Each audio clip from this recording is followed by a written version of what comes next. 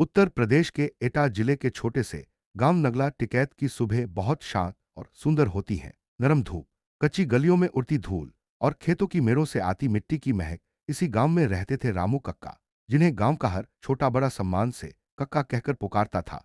उम्र भले ही 70 के पार पहुंच चुकी थी, मगर उनके चेहरे की लकीरों में एक अलग ही चमक थी। वे रामू कक्का की दुनिया बहुत बड़ी नहीं थी, बस 3 बीघा जमीन, एक पुरानी सी झोपड़ी और मेहनत से भरा हुआ जीवन।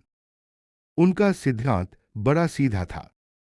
धरती को छोड़कर शहर जाने वाले किसान नहीं, मजदूर हो जाते हैं। किसान वही है जहां उसकी मिट्टी है। उनके 3 बेटे थे। तीनों शादी के बाद एटा और अलीगढ़ में बस गए। उन्हें बार बार समझाया गया कि अब खेती की क्या जरूरत। जमाजमाया शहर का जीवन बेहतर है, लेकिन उनके लिए खेत ही मंदिर थे। वे सुबह अंधेरे में उठते, हाथ मुंह धोकर सीधा खेत की ओर चलते। रास्ते में खड़े नीम और पीपल के पेड़ से बात करते हुए कहते, चल भैया, आज भी कुछ नया बोएंगे, धरती को हंसाएंगे। उनकी यह आदत गांव वालों के चेहरे पर भी मुस्कान ला देती थी। कक्का खेत पहुंचकर सबसे पहले मिट्टी को हाथ में लेकर सूंघते माना करते थे कि धरती की खुशबू किसान को बता देती है कि फसल कैसी होगी। अक्सर कहते, मिट्टी दुखी हो तो किसान दुखी होता है, मिट्टी हंसे तो फसल लहलहा उठती है। उनकी इस बात को सुनकर गांव वाले हंस भी देते, लेकिन ये भी जानते थे कि कक्का का खेत सबसे ज्यादा हरा भरा रहता है। दरअसल वे केवल खेती नहीं करते थे, बल्कि खेती को पूजा मानकर करते थे। एक साल ऐसा आया जब एटा जिले में बरसात लगभग नहीं के बराबर हुई।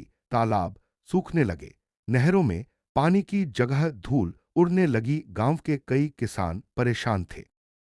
इस बार तो बर्बादी तय है, कर्जा कैसे चुकाएंगे, ऐसी बातें हर चौपाल पर सुनाई देती थीं। सबसे ज्यादा बेचैनी रामू कक्का को थी। वे अपनी मिट्टी को सूखता हुआ नहीं देख पा रहे थे।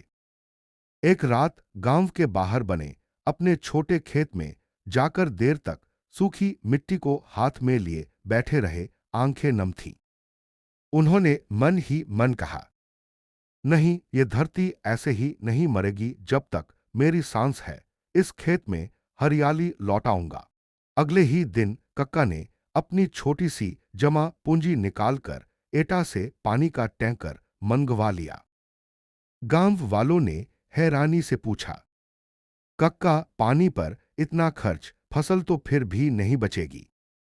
कक्का ने मुस्कुराते हुए कहा, बेटा, फसल बचे या न बचे, लेकिन धरती को प्यासा छोड़ना पाप है। मिट्टी मां होती है।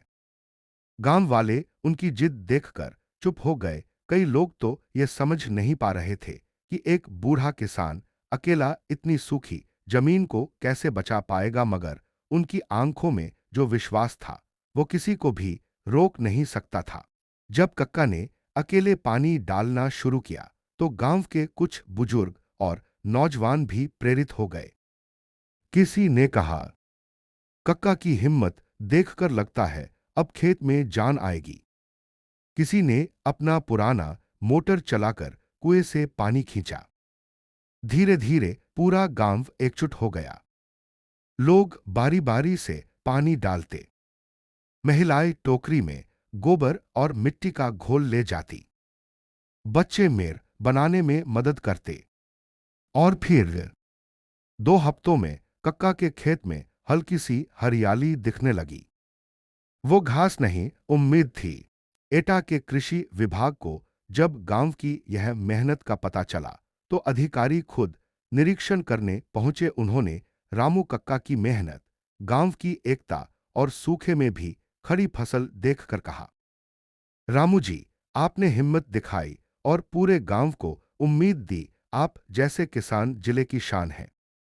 कक्का ने विनम्रता से हाथ जोड़कर कहा, साहब, किसान अकेले नहीं लड़ सकता। गांव साथ दे दे तो सूखा भी पिघल जाता है। साथ फसल की हरी